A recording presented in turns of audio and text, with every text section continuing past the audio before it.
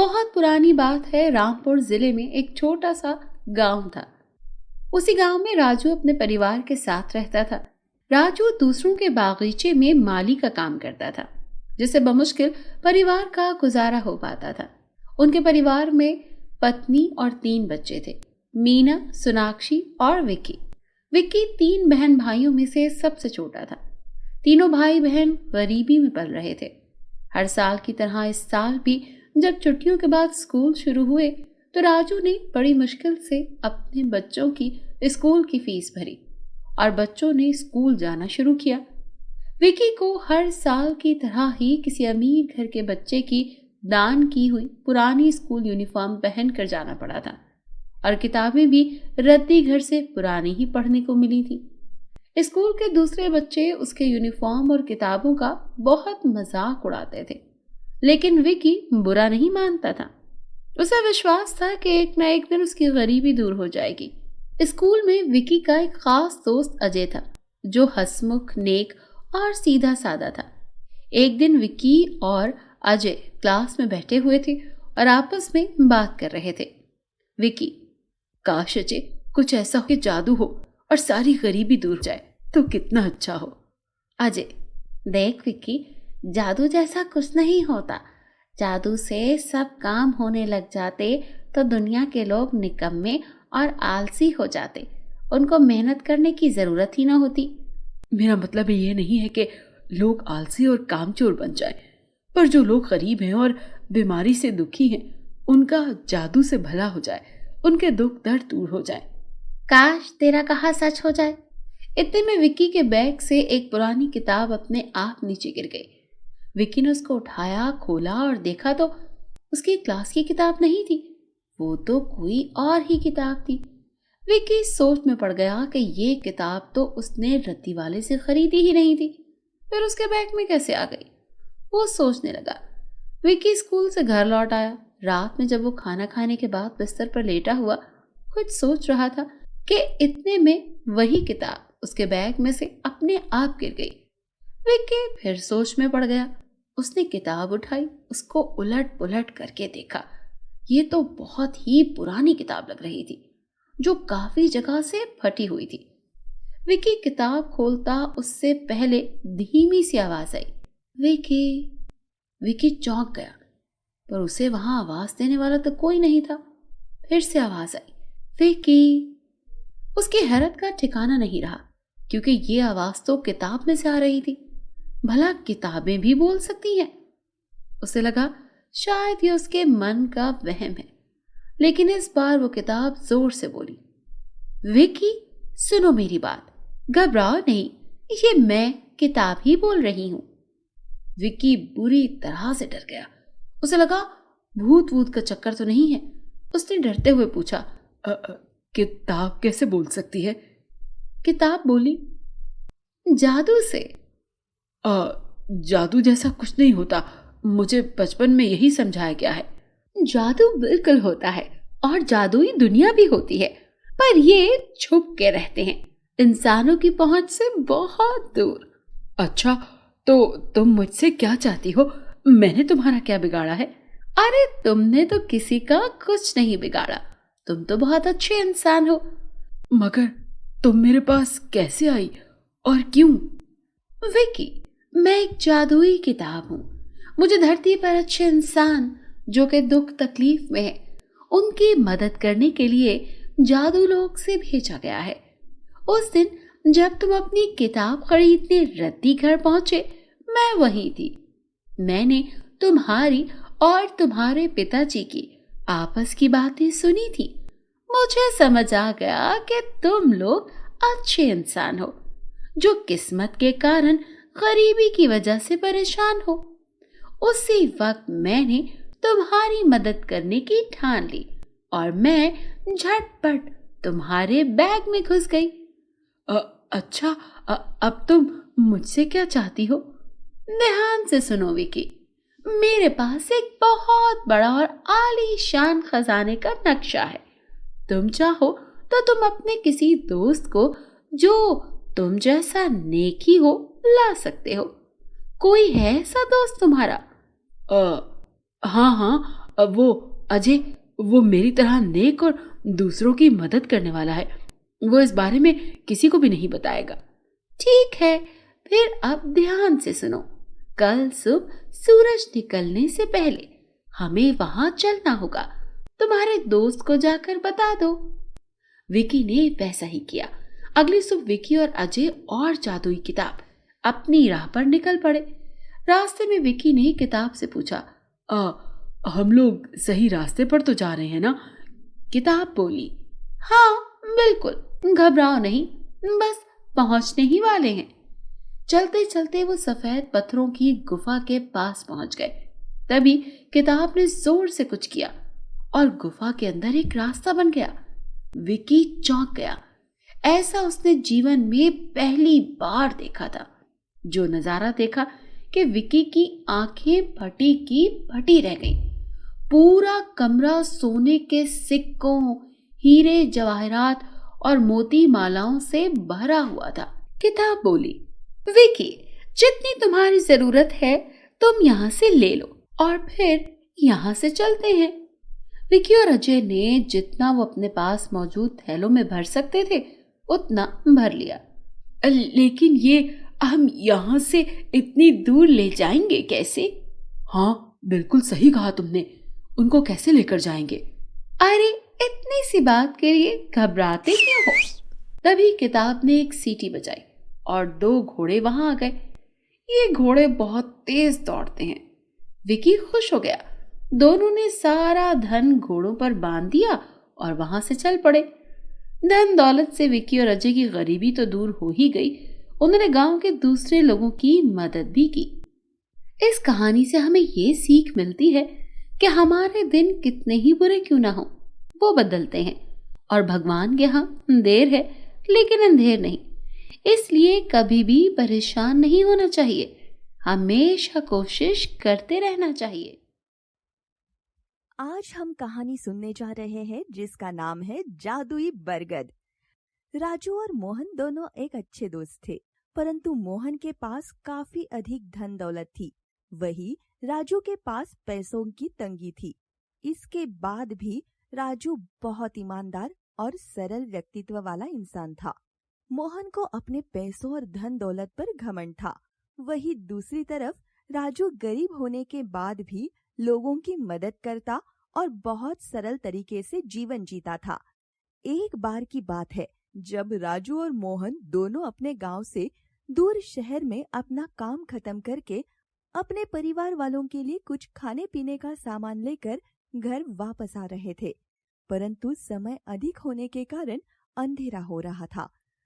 दोनों बातें करते हुए आ रहे थे, तभी अचानक गाड़ी चला रहे मोहन ने देखा कि रोड के पास एक बड़ा सा बरगद का पेड़ है, जहां एक गरीब परिवार किसी समस्या से परेशान है और कुछ लड़ाई झगड़े जैसी आवाज आ रही थी, मानो पति पत्नी झगड़ रहे हो। मोहन, गाड़ी रोको भाई, देखो वहाँ कुछ दिक्कत है। हाँ दिक्कत तो है, पर हमें क्या करना है, घर चलते हैं, खाना ठंडा हो रहा है। अरे भाई, वो भी इंसान है, चलो देखते हैं आखिर क्या हुआ है, शायद हम उनकी कुछ सहायता कर पाए।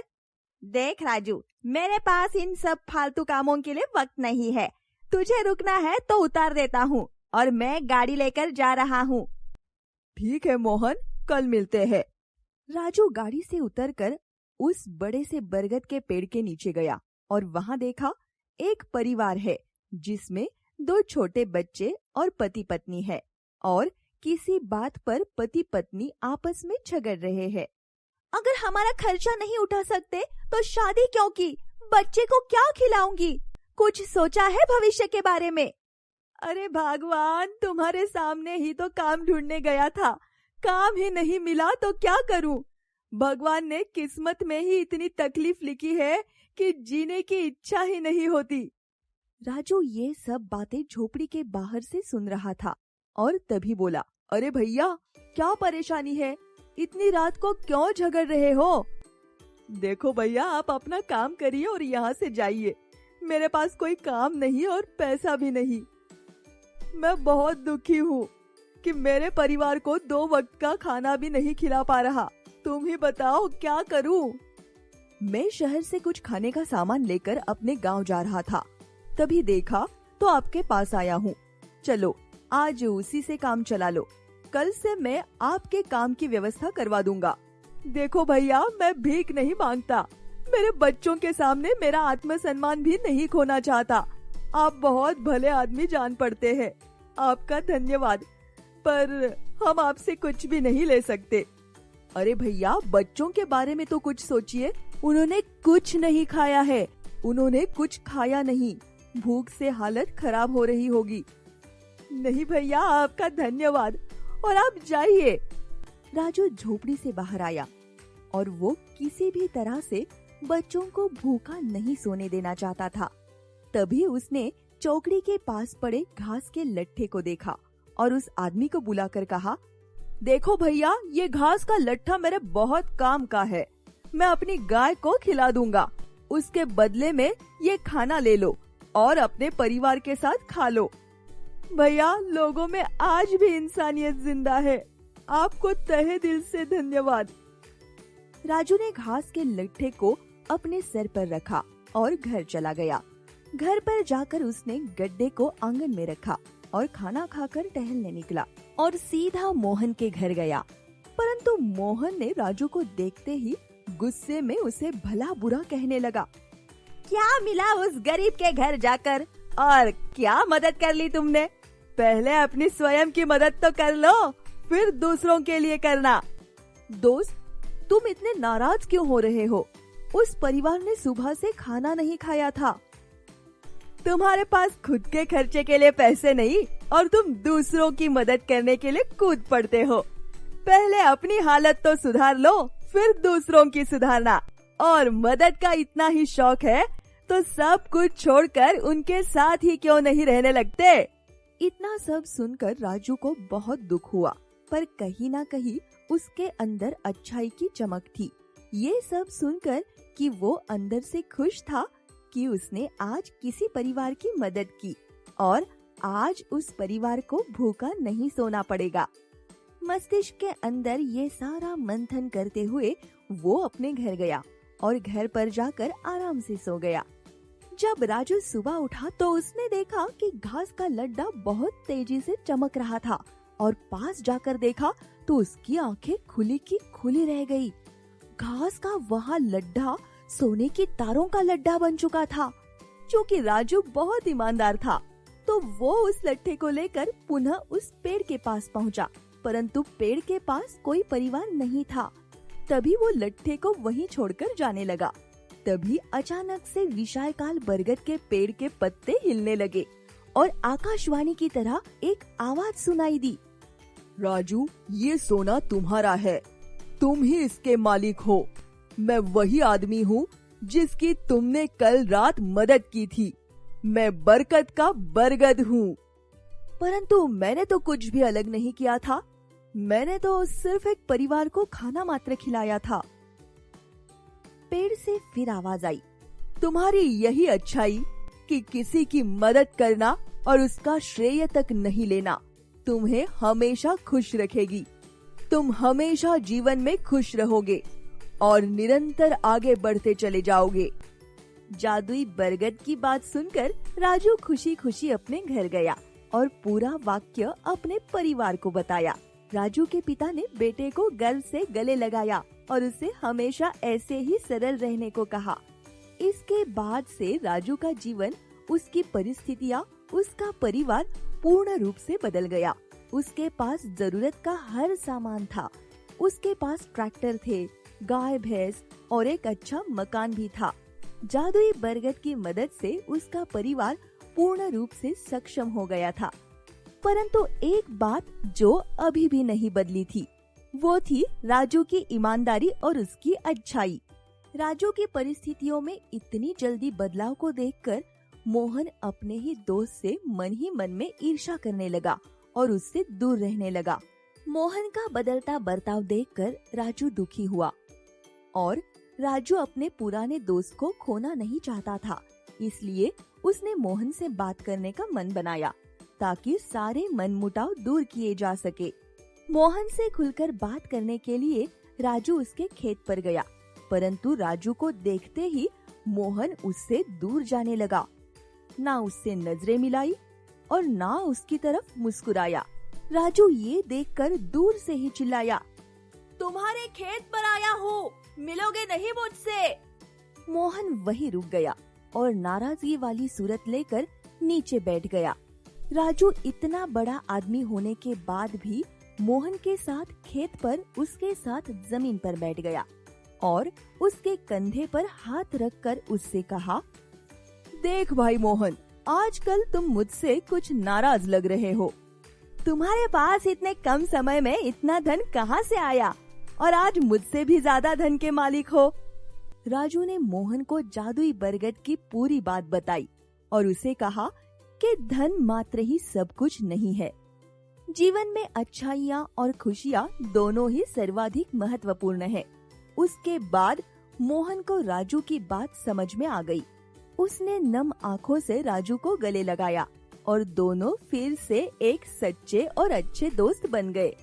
अब दोनों के परिवार एक साथ मिलकर खुशी खुशी रहते। दोनों दोस्त फिर एक हो गए और अब तो राजू और मोहन की दोस्ती की मिसाल पूरे गांव में दी जाने लगी। लोग उन्हें देखकर कहते हैं कि दोस्ती हो तो राजू मोहन जैसी। इस कहानी से हमें शिक्षा मिलती है कि हमेशा दूसरों की मदद के लिए तैयार रहना चाहिए, चाहे उसके बदले में हमें कुछ मिले या ना मिले। जीवन में किए हुए हर अच्छे काम के लिए अच्छे नतीजे मिलते हैं, भले ही नतीजे थोड़े समय बाद मिले। एक अच्छे भाव से की गई मदद हमेशा स्वयं के लिए अच्छी परिस्थितियाँ लेकर आती है। आईना उसके साथ बहुत बुरा करेगा। शीतल, क्या ये आईना घर और पैसे भी देगा? परी, हाँ, सब कुछ। फिर शीतल परी का शुक्रिया अदा करती है। शीतल, अच्छा शबाना परी, आपका बहुत बहुत शुक्रिया। और शीतल वहां से चली जाती है। दूसरी तरफ शीतल की मौसी शीतल के देर से आने पर गुस्से में होती है और कहती है, आ जाने दो इस मनहूस को, रोज देर से आती है, काम के बहाने बाहर जाकर बैठ जाती है। फिर शीतल जैसे ही घर में दाखिल होती है, मौसी गुस्से से चिल्लाते हुए, अरे कहाँ रह गई थी मनहूस, क्यों इतनी देर लगाती, घर का काम क्या तेरी माँ करेगी?